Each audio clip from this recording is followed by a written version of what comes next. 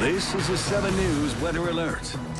From the 7 Weather Center, I'm meteorologist Vivian Gonzalez. We have a brand new street flood advisory that was issued for portions of central Broward that will run through 2 p.m. A lot of heavy rain has set up shop across Broward County. More are streaming into western sections, so this is going to last for a very long time. And we do have a lot of heavy rain over Fort Lauderdale, Pompano Beach, Oakland Park, heading south into Dania Beach and Hollywood, and about 2 to 3 inches of rain have fallen, and ongoing flooding reports are coming into the weather office. So this area that's highlighted in green under a street flood advisory until 2 p.m. But we have more going on around sections of West Miami-Dade and Broward counties.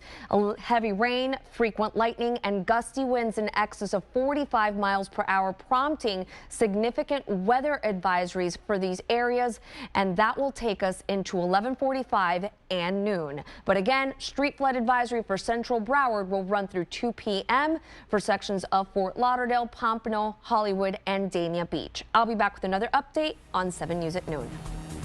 This has been a 7 News Weather Alert.